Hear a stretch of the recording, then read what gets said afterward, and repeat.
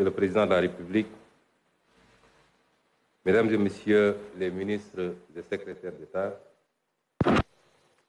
Mesdames et Messieurs les ambassadeurs et tout corps diplomatique confondus, Mesdames et Messieurs les présidents des organisations patronales, des organisations des commerçants, des chambres consulaires et chambres des métiers, Mesdames et Messieurs les directeurs généraux, directeurs nationaux et chefs de service, Mesdames et Messieurs les représentants des partenaires financiers et sociaux, Mesdames et Messieurs les représentants des autorités religieuses et coutumières, Mesdames et Messieurs les représentants des partis politiques et de la société civile, chers invités, je crois que nos talentueux artistes qui viennent de présenter ont pratiquement résumé la journée qui nous réunit aujourd'hui. Il y a des moments dans la vie d'une nation qui transcendent les défis immédiats, des instants où l'ambition collective prend le dessus sur les intérêts particuliers. Aujourd'hui en est un. Excellence, Monsieur le Président de la République, Mesdames et Messieurs, ce qui nous réunit aujourd'hui, la vision 2050 pour le Sénégal, est l'aboutissement d'un long combat qui a pris sa source il y a un peu plus de 10 ans, dans le refus de la malgouvernance, de l'injustice et de l'arbitraire au sein de l'administration. Il s'est transformé ensuite en un projet politique solide, ambitieux et progressivement porteur d'espoir.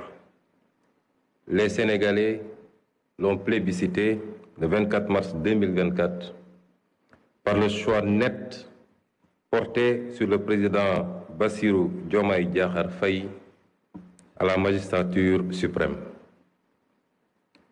Si nous nous sommes opposés avec résilience pendant tant d'années, c'est que, en patriotes convaincus, nous étions conscients et inquiets des ravages, des mauvais choix, des mauvaises pratiques de nos élites gouvernantes depuis l'indépendance sur notre pays.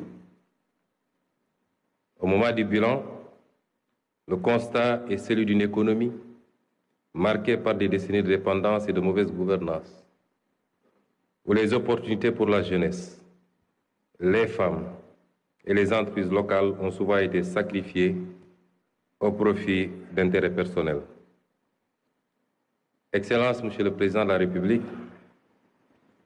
vous avez matérialisé votre attachement à une gouvernance transparente et vertueuse des affaires publiques dès votre passation de pouvoir en diligentant des audits, parmi lesquels l'audit des finances publiques, dont les conclusions que nous avons présentées il y a quelques jours ont révélé la gravité des errements coupables du régime sortant. Les fragilités structurelles de l'économie sénégalaise, une dépendance aux ressources extérieures et aux matières premières, un secteur privé trop limité, ainsi qu'une gouvernance administrative souvent inefficace, plombée par la corruption. Après ce courageux exercice de dressage de la situation de référence et de vérité à l'endroit du peuple sénégalais et des partenaires, nous revoilà devant vous pour présenter le nouveau référentiel de nos politiques publiques et sociales. Monsieur le Président de la République, rappelons que vous avez été élu sur la base d'une offre programmatique intitulée « Le projet pour un Sénégal souverain, juste et prospère ». Dès votre installation, vous avez bien voulu nous faire l'honneur de nous confier la passionnante mission d'opérationnalisation des idées innovantes que vous y défendez, pour une rupture qualitative et profonde. Il s'agissait pour vous de poser les fondations d'une transformation systémique par des solutions durables, non pas pensées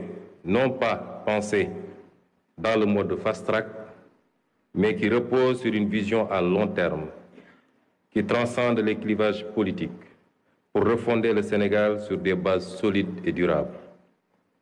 L'équipe de conception composé d'experts de la primature et du ministère de l'économie, du plan et de la coopération, s'est immédiatement alors mise en place sous la direction du ministre de l'économie, du plan et de la coopération et du ministre secrétaire général du gouvernement sous ma supervision.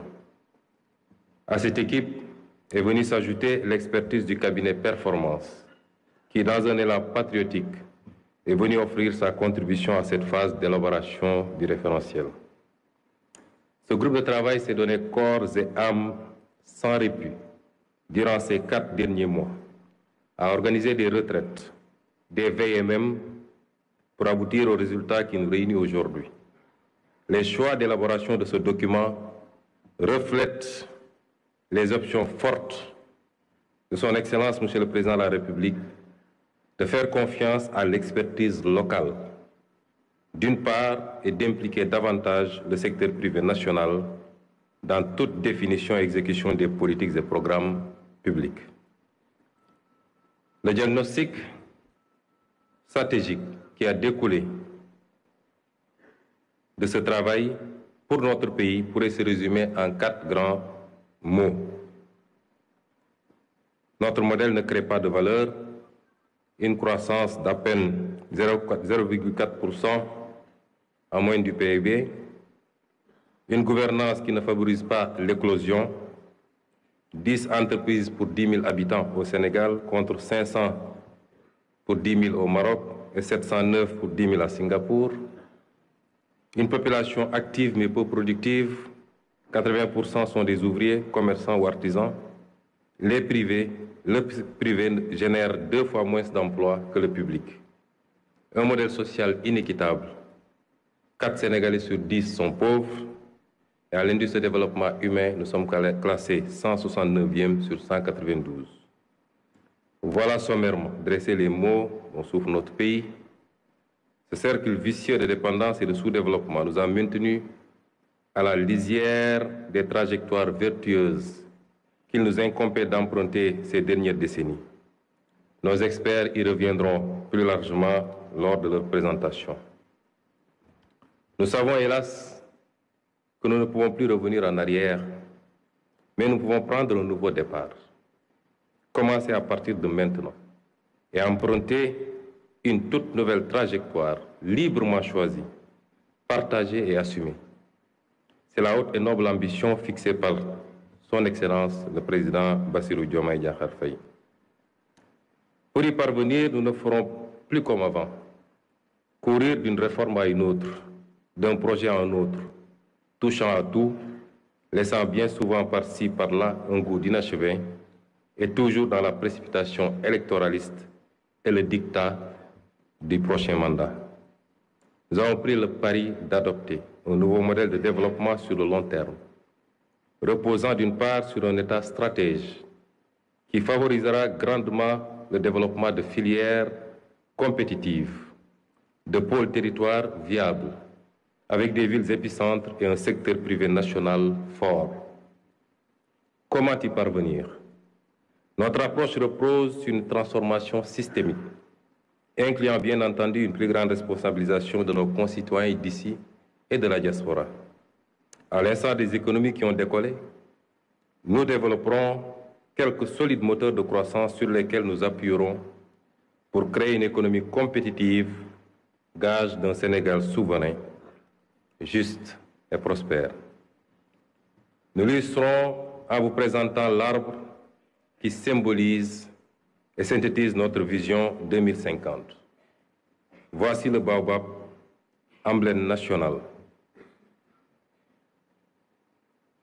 4 parties principales composent cet arbre majestueux, familier dans nos paysages.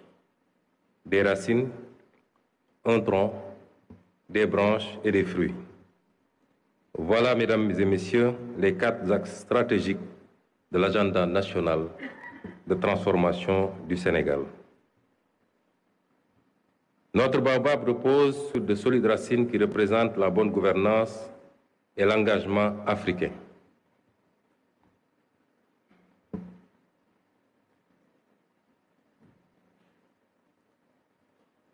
Bonne gouvernance et engagement africain.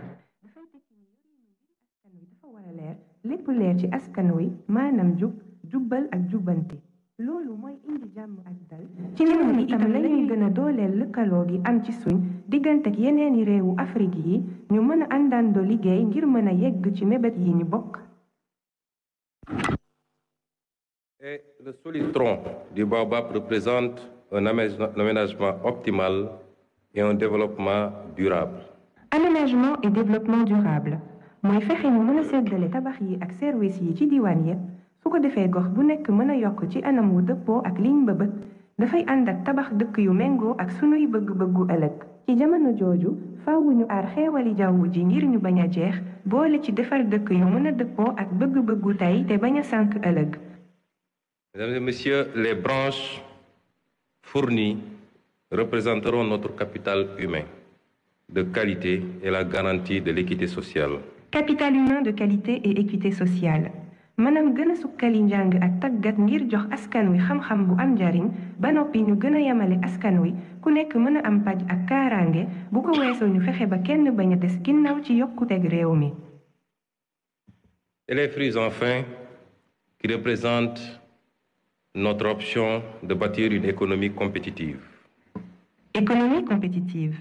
li ñu jublu mooy Sénégal bu moom boppam jub te am naataange ànd ak koom-koom gu am taxawaay maanaam sos koom-koom gu mën a joante ak àddina si loolu dina gën a dooleel barabi yokkute yi gën a yombal liggéey yi gën a yombal dundinu askan wi su réew mi jàppale secteur privé bi mu am doole ba noppi fexe moom boppam ci wàllu koom-koom loolu dina tax alal ji am njariñ ci askan wi ci noonu lañuy gën a yombalee ay liggéey ak ay gis-gis yu bees ci dëkk bi.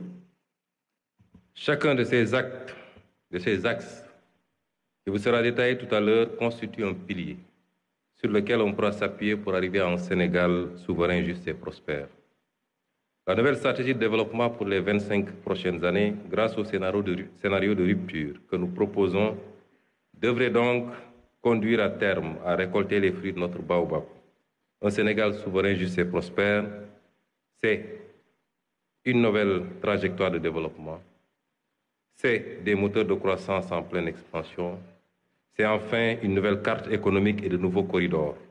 Monsieur le Président de la République, distingués invités, il ne me reste plus qu'à laisser la place à nos experts pour vous fournir plus de détails sur le nouveau référentiel. La présentation se fera en 3 étapes. Le diagnostic, qui sera introduit par M. Cheikh Moudou Thiam, directeur de la planification au ministère de l'économie, du plan et de la coopération.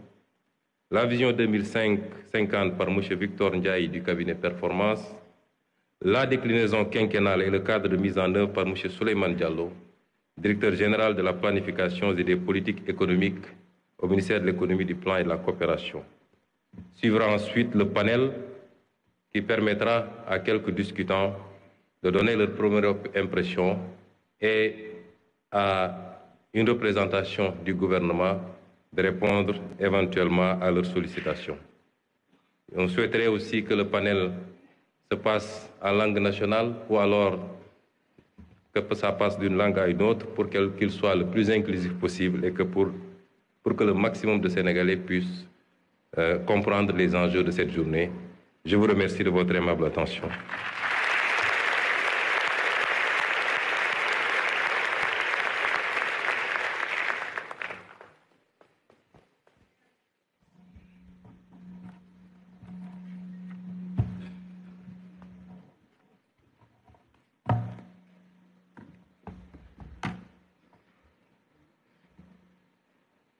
Merci beaucoup, Monsieur le Premier ministre, pour cette belle